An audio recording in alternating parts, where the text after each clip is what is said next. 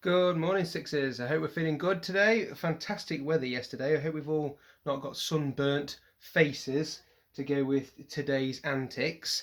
The lesson today, what we're going to do, we're going to be planning our story for the miniature book that we're going to try and make. Okay, so the project this week is trying to make a book this big. Look how big that is.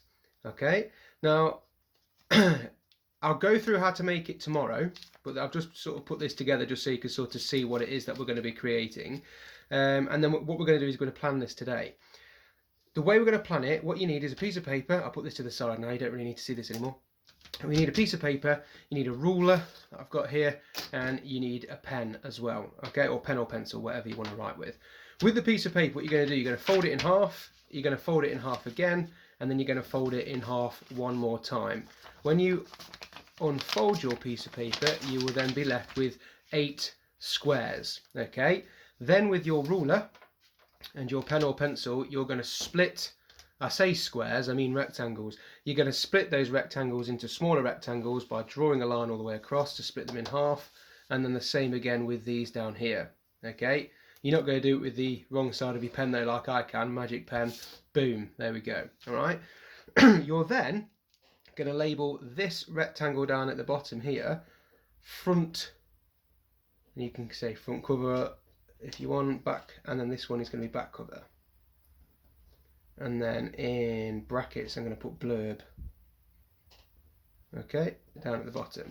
This is going to be your plan. All right, now the way this is going to work, my front cover here is going to be a picture. Okay, now I'm going to sort of talk about that Invisible Man picture that you saw yesterday. Yours is either going to be my chosen picture, that Captain Nemo one, or the forest guy who was watering the plants, which was Mr. Reardon's picture. Okay, that's the story you're going to be writing today. The front cover is going to be the picture and the title of your book. Now, you don't have to go with the title of the picture, so you don't have to go with the Captain Nemo thing, okay? You can just go with, well, you can call it whatever you like. So this is the Invisible Man. I might actually call mine the man who was never there, or something, okay? Something along those lines.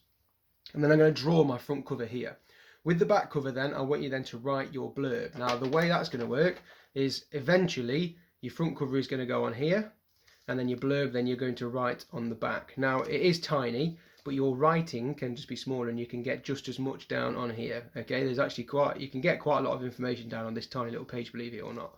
And a fantastic picture to go on the front as well with the title as well, whichever way around you want to do it. That then leaves us with, if I open the book, a double page spread that we've got here. And if you look, I've got 2 rectangles here. So that's going to be my writing here, and then the picture that I want to go with it here. Okay, now if you really don't want to do a picture book, I'm not going to force you to a picture book. You can then just sort of do 2 writes, and that will be this page and this page. If you want to label it 1, 2, 3, 4, 5, 6, so you don't get mixed up, maybe you want to do 1, 2, 3 all writing, and then 4 as a picture, so it will look 1, 2, 3 is writing, and the 4th one is a picture, and then maybe you want to do it in a different order over here. It's totally up to you what you want your book to look like. You are the author of this book. Also, then front cover, we need a byline, don't we? By the author as well then, so you can put that on there as well.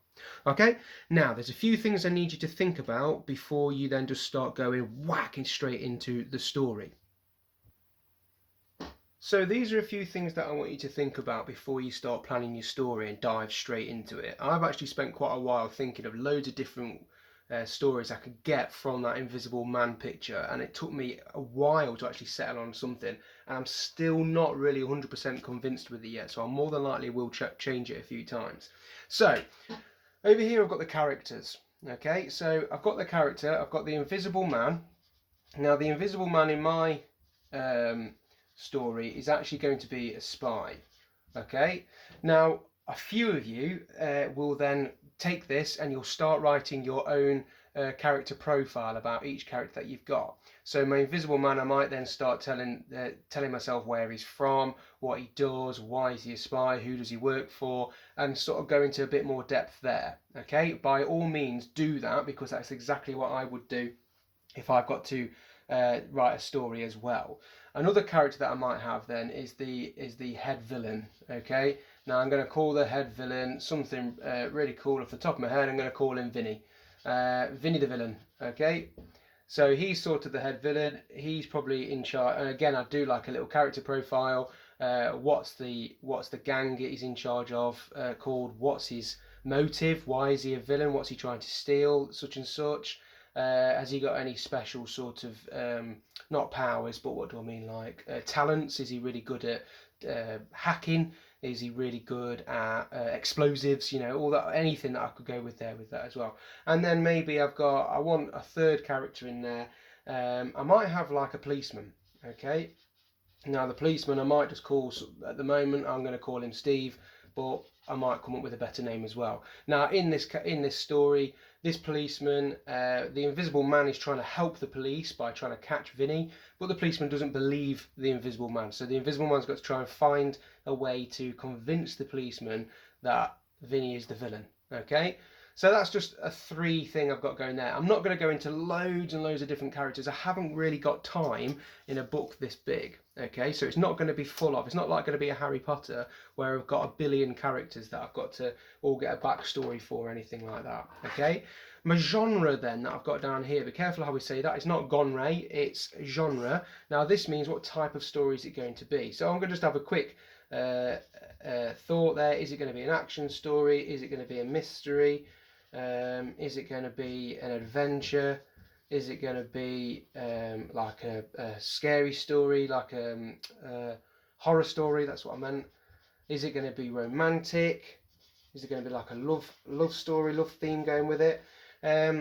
You could cross over these genres, but don't do more than 2 together. Okay, otherwise it starts getting a bit messy. So the way I'm going to do it is, I think it's more than likely going to be an action story in my head. It might have a bit of mystery in it as well, but it's gonna be predominantly action. Okay, in there.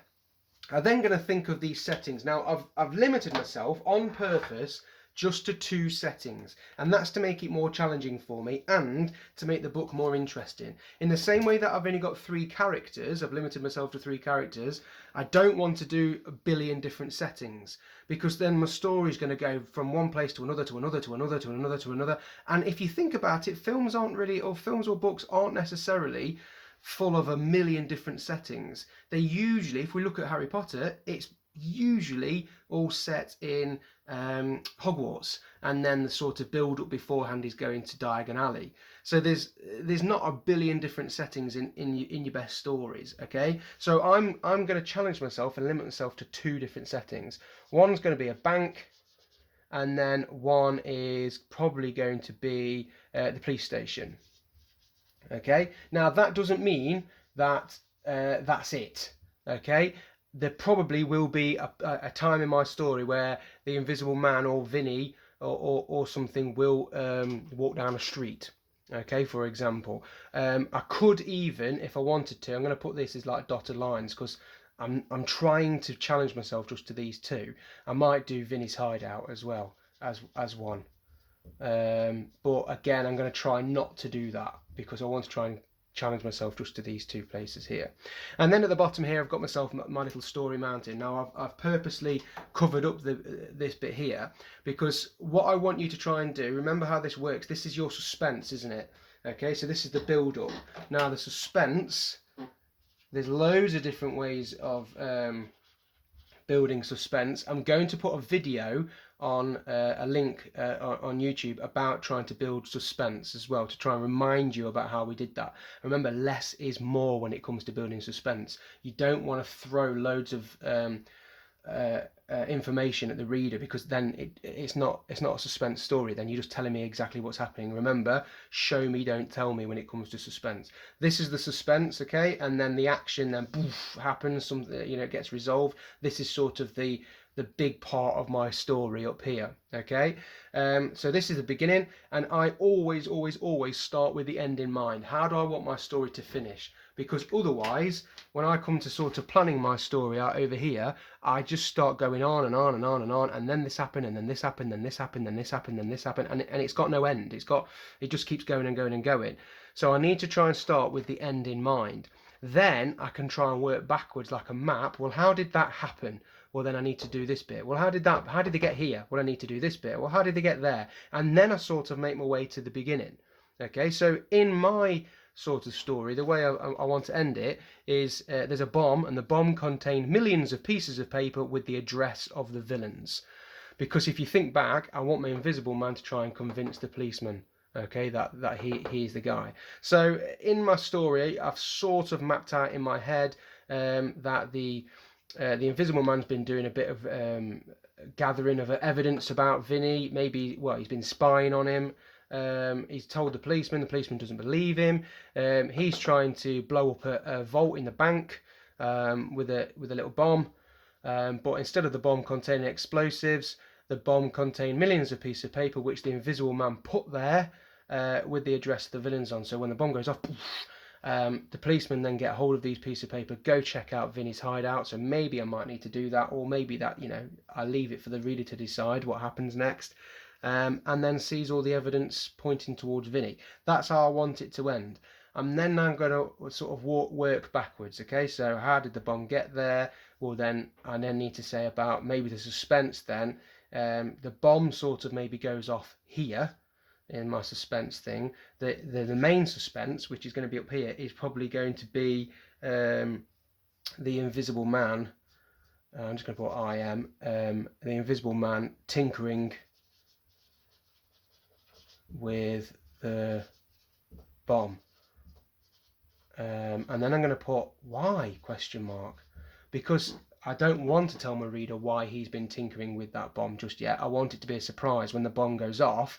I want the reader to go, whoa, what are all these pieces of paper? And then I tell them. But the sort of suspense then is maybe that Vinny is in his little hideout. Maybe I do need the hideout then. Oh, I keep going back to this, don't I? Maybe Vinny is in his hideout, and the Invisible Man is sort of tinkering with it, and the suspense then, the build-up is that maybe he drops a spanner on the floor or something, and the head villain's like, what's that noise? And that suspense then is creeping up. That's quite a nice place to build the suspense up there.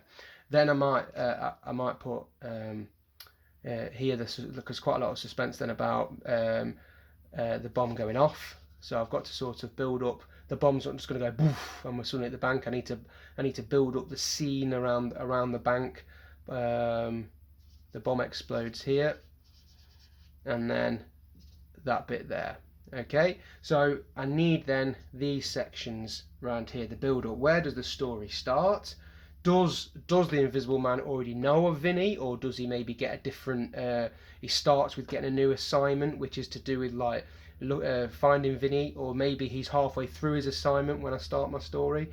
This bit here could be maybe telling the policeman, and the policeman telling the Invisible Man to, on your bike, I don't believe you, and that's how we find out that he needs to then convince the policeman. Okay, so maybe I've got those two sections there that I need to do. When I've got this sorted, then I can start then writing out my first page, and then drawing my little picture, writing out my second page, drawing my little picture, third page, and such.